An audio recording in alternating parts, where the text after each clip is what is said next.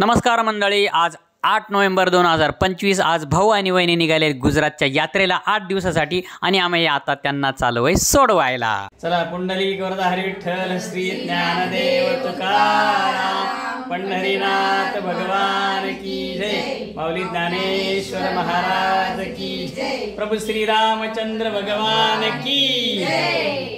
त्यांनी नियोजन केलेलं आहे गुजरात स्पेशल यात्रेचं। या यात्रेत त्यांच्यासोबत आहेत श्री गायकवाड पाटील परिवार आणि विदगावचे अशोक पाटील, त्याच्यानंतर शिरसाट पाटील आणि आपले भाऊ वहिनी पण आहे आणि त्याच्यात त्यांना बरीचशी जुनी मंडळी पण या यात्रेमध्ये भेटलेली आहे आणि आता त्यांची यात्रा सुरू होते आहे।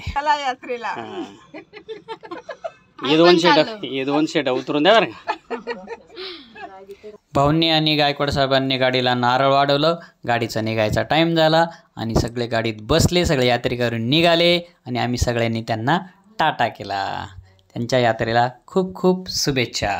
घरी आल्यानंतर बघतो तर काय मस्तपैकी कुळदाच्या जिलेबीचा बेत चालू होता।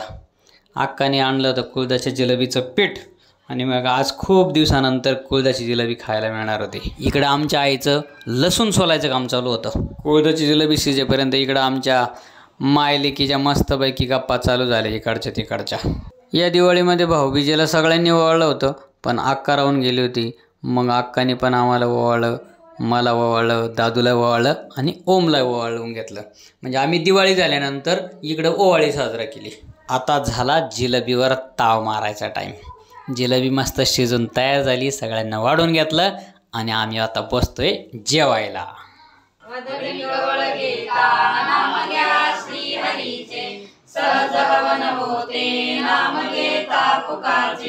जीवन करी जीवित्वा अन्न हे पूर्ण ब्रह्म, उदर वर्णनो हे जाणिजे यज्ञ कर्म, जय जय रघुवीर समर्थ। बसा। आणि अशा प्रकारे जिलेबीवर ताव मारता मारता गप्पांवर सुद्धा ताव मारला आणि आता हा व्हिडिओ संपतोय। पुढच्या वेळेस तुमच्याशी गप्पा मारायला पुन्हा भेटू। Tata, bye bye.